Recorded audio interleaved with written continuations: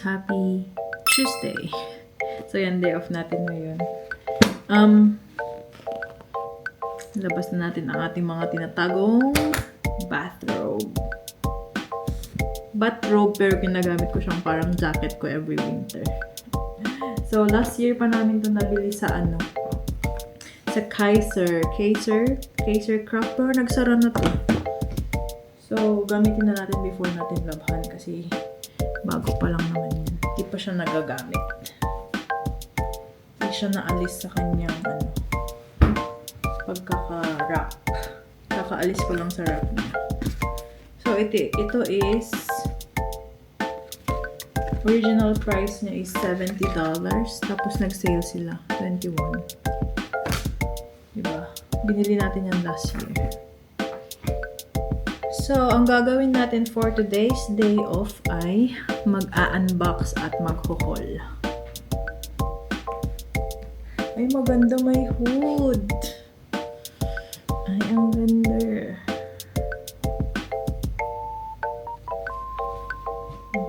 Dalawa to, blue, floral blue at saka itong kulay na to. Malamig, super lamig. Ayan, i-haul natin at i-unbox ang mga kailangang i-unbox. Ay, ang ganda ng tela. So, kung nandito kayo sa Australia and merong Kaiser Craft na store, ayan siya. Dressing gown. One size fits most. Laki niya. Wait, pakita ko yung isa. Kaganito siya. Ganito ang kanyang packaging. After nito, gamitin ko rin to para malabhan na natin. So, ang una nating i-unbox ay yung in-order ni Markin na sabon namin. So, ito yung ginagamit naming sabon. Ayan, first na unbox natin yung ating sabon. Wala tayong maliit na pangkat.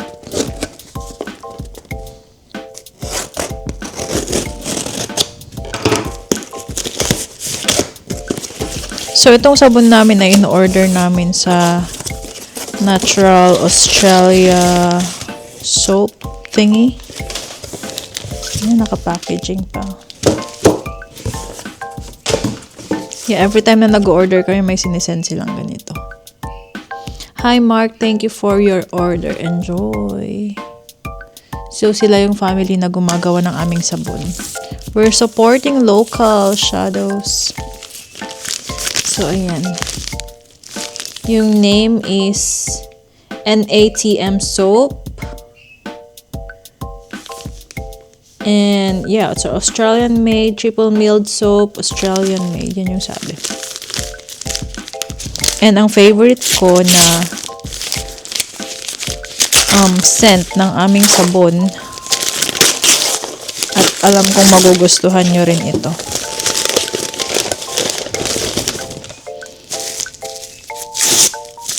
You should try. Kung may nakapanood ng vlog ko na to na nandito sa Australia, try nyo to. Diba? Ganda ng kulay. So, the scent that we bought is Kakadu Plum and Pink Lily. Ito laging binibili namin ni Mr. And every time na nag-order siya, kumukuha siya ng 8 pieces. Kasi $4 ang isa nito. Laging 8 pieces. And nagtatagal na rin to sa amin ng mga 2 months. Mga ganun. So, 8 pieces. So, yan. Kakadu Plum and Pink Lily. Made in Australia. So, yan. Tandaan nyo, screenshot nyo kung gusto nyo yung scent niya. Mabango siya. I love it. Promise.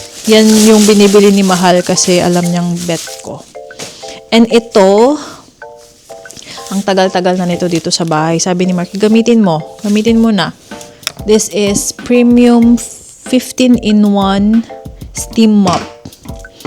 So, since nadadaol jay, nag-Ilocano, nasira yung aming steam mop. Matagal na to. Matagal na niyang regalo to sa akin. From Kogan. And yung map na ginagamit ko dito sa bahay is yung manual. Time na to use this. Tagal nang nakastock dito sa bahay. Sabi niya, gamitin mo na para baka mamaya hindi na yan gumana.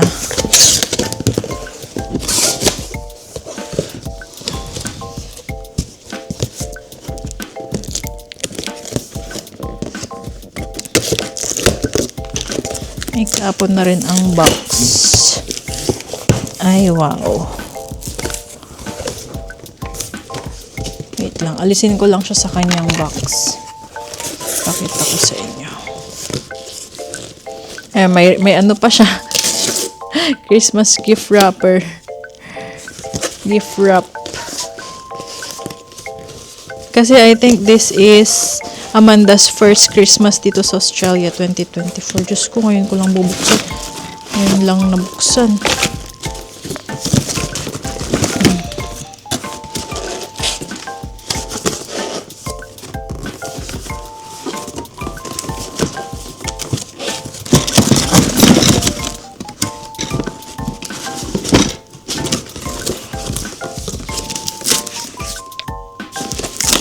Sirain na nga natin. So, yan ang kanyang pinaka main box. Premium 15-in-1 steam mop ng Kogan. I think nabili ito ni Mahal sa online. Yung kanyang manual. Paglagyan ng water.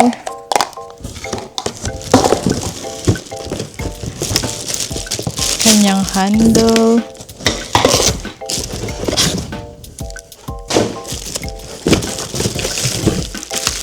Ito ang kanyang mga paraphernalia. Mga pangpalit sa pang clean yan, everything. Ayan. Mga brush. And socket.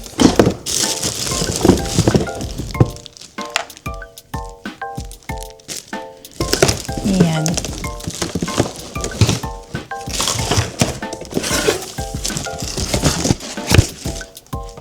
Ito yung pangkanyang mop. Pangkanyang mop. Ito naman yung I think ito na yung steam. I'm not sure ano to. Pag sa mga gilid-gilid ata. Ganun. Yan. Extra. And that's the box.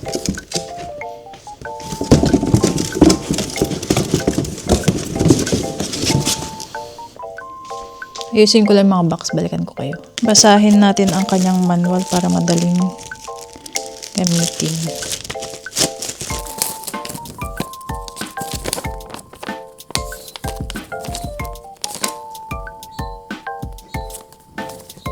Ito yung pinaka-handle niya. Long handle. Ito yung kanyang steamer attachment. This one.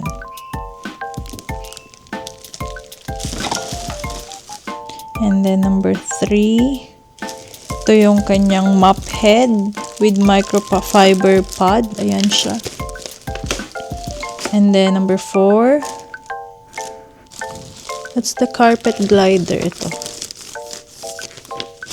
And then number 5, water funnel. 6 and 7. Saan yan? Ito ba yan?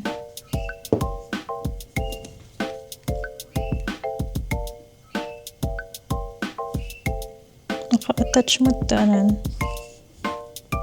Ito siya.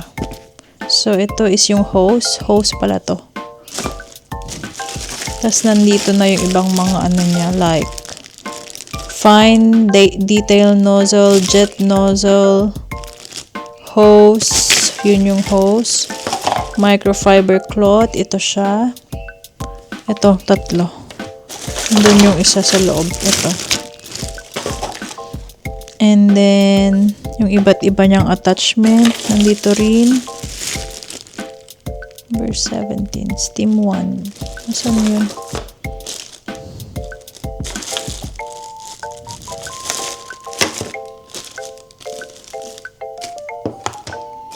Ayan. Ito.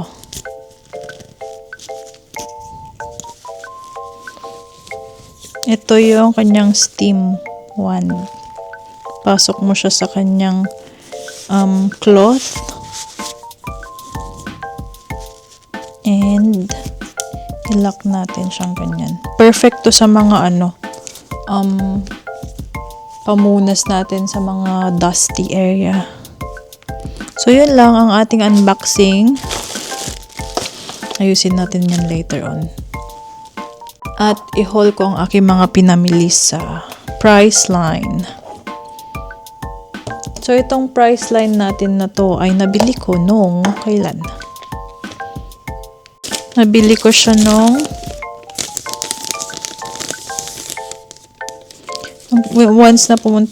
minsan na pumunta ako sa plaza. When was that? June 17. Ngayon ko lang siya mahuhol. So, I got concealer ng Maybelline concealer. I got this one for $24.99.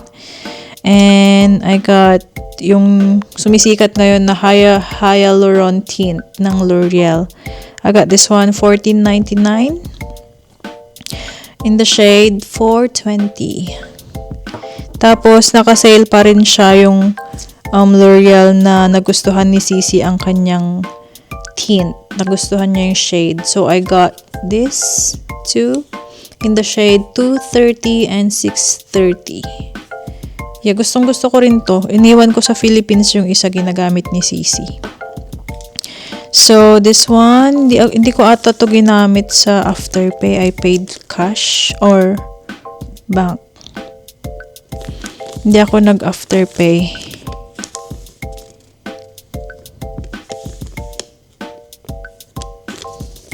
Oh no, I paid $71.96. So, yan. Ang na-spend natin sa apat na yun. And then, yesterday, galing ako sa Kmart and Priceline ulit. Unahin natin yung Priceline. So, madami tayong nabili dun. Same. I got this one na naka-sale ang ating Hada Labo na Gentle Cleanser. $18.16 ang isa. Kinuhanan ko si Amanda. And naka-sale din to. Vinyl ng Maybelline Lip. I got the shade Cheeky and Lippy. For Amanda yung Cheeky and para sa akin yung Lippy. Yan. So, I got this one. Naka-sale. $13.49 isa. And hindi ko alam ba't ako kumuha ulit nito. Hindi ko naalala na bumili pala ako kagi. So, I got the same shade ng L'Oreal na Reese's Shapes Spree ang pangalan. So, I got in the same shade. 630 and 230. Stock lang natin kasi nga naka-sale. So, hindi pala siya naka-sale, girl.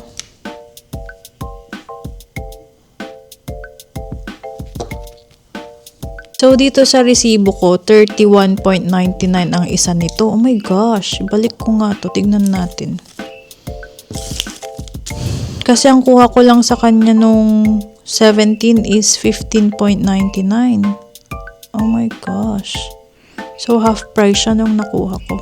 Well, and then, I got this blush. Nasaan siya?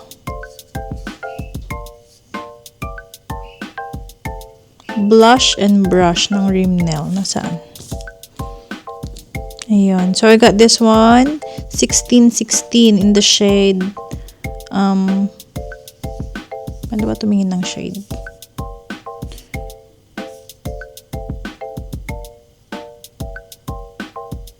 Ang ganda to. Trinay ko siya kahapon.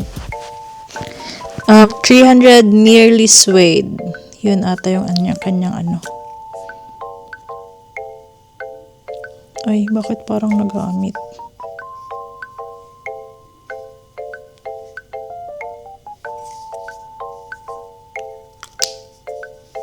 Hindi pala siya nakaseal.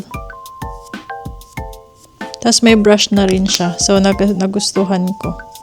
blush and brush. That's it, ang ating price line. So, i-check natin to pagbalik natin sa plaza. And, next haul natin, ang ating Kmart haul. Bumili ako ng mga organizer kahapon kasi gusto kong mag-organize. Gusto kong mag-organize. So, unahin na natin to. So, this is utensil tray, pero pwede kong paglagyan ng mga condiments, mga in cans, mga cans, ganun, canned goods and everything. So, meron siyang tatlong layer. Tatlong divider. Anong layer? And, kumuha ako ng dalawa. So, this is, I think this is $12 each or $10 each. Yeah, 12 isa. Next natin. I got this. Yung mga organizer na collapsible cubes. Collapsible storage cube. So, yung kinukuha ko dati yung may stripe na black pero wala na ubos. So, I got this design. I got 6 pieces. And this is 3.75 each. So, this is 22.50 sa 6. So, balak ko siyang ilagay sa aming linen cupboard. Kasi paglagyan ng mga, kunwari yung bedsheet nyo na set. Ganon. That's my plan to do. Kasi ang aming cupboard, linen cupboard, ay so magulo. Like, hindi siya properly organized. And another display thingy. Hindi ko siya gagamitin sa fridge kasi marami akong mga container from Kmart na nabili ko rin na naka-sale. So, this is clear drawer with handle. Ayan. So, pwede ko rin siyang paglagyan ng mga stock namin and everything. Pwede sa pantry area. So, I got it in 2. This is $10 each.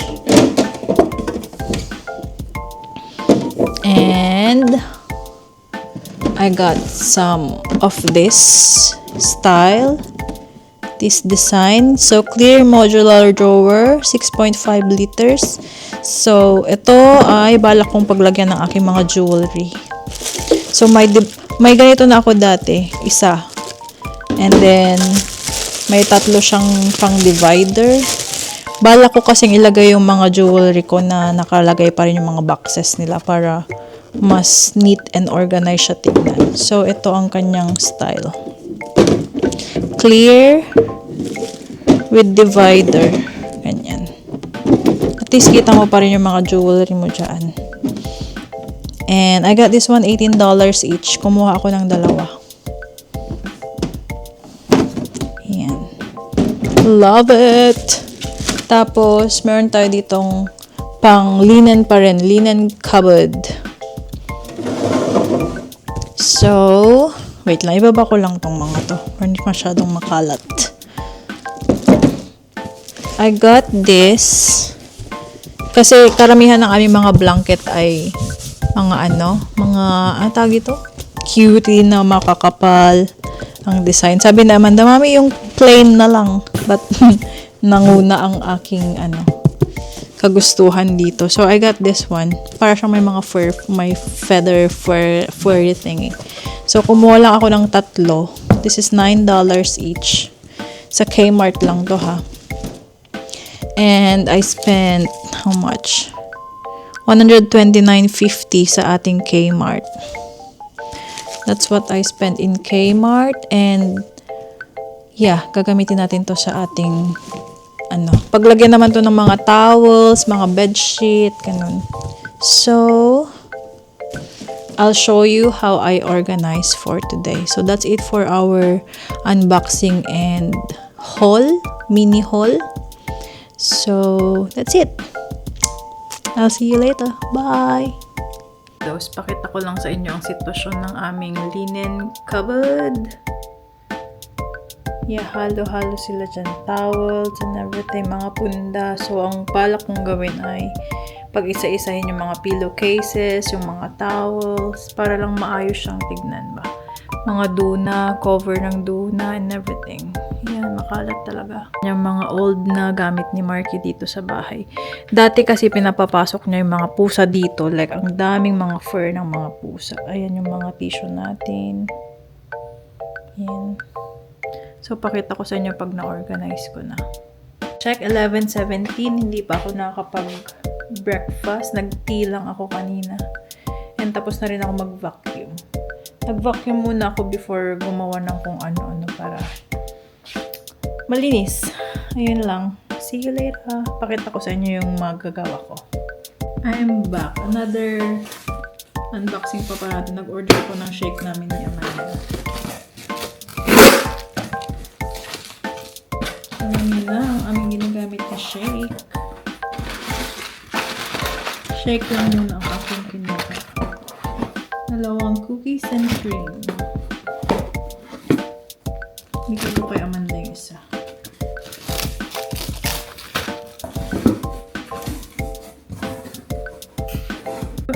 Ito. Bulol. Ito na yung konting progress sa ating nagawa. Ano ba yan? Yan. So, dito sa side na to, towels pa rin. So, ang ginagawa ko kasi, meron kaming tagdalawa kami ni Marky na set ng towel. So, every week ako naglalaba. So, yung lalabhan ko today, hindi kasi ito is mga extra. So, I need another one in there. Tapos, ito mga beach towels namin. Tapos ito, ang ginawa ko naman sa mga bedsheet natin, kung ano yung magkakasama, yun. So, ito. Navy blue. And yung kulay na yan. So, ganyan ang gagawin ko. So, per set, ilalagay ko silang ganyan. And ito yung mga pillowcase natin na extra. Kasi yung mga pillowcase ng mga terno, mga set, nandito na rin. And yan, ayusin pa natin. Madami pa tayong ayusin. So, yun lang ang gusto kong gawin. Like, properly ma-organize.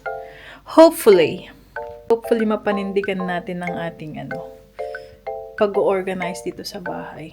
Look at that. That's our wedding photo. And yung nakalagay sa taas, dream. Nabili ko lang din yan sa Ukay. And pinaprint ko to sa Sunshine Plaza. 100 each yung ganyang size. Diba? Ang ganda. Ayan, tayo ay nagbabalik.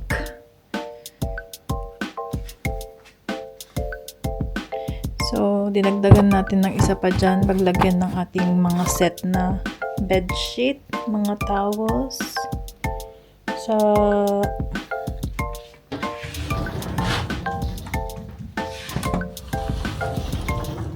And pinagsama-sama ko lang yung kilt cover, duna cover, ano ba? Yan. Hindi pa rin siya like totally organized. Kailangan kong i-vacuum to. Yung mga makakapal na hindi natin masyadong nagagamit. Ito yung bed bed cover. Tapos may mga lalabhan tayo dyan sa baba. Kasi maraming mga fur ng pusa. So far, yan ang ating nagawa. 12:39, ako ay kakain muna kasi nagugutom na ako. Gulo ng hair. May ka-work tayo na galing Thailand. Nagbigay nito. Sarap. Pinatikman ko rin si Marky. Nagustuhan niya. Ito lang siya, stick. Manghang. Thanks, Polly. Ano ganito? I think nakatikim na ako nito. I think kay Sandra ko ito natikman dati. Tama ba? From Thailand.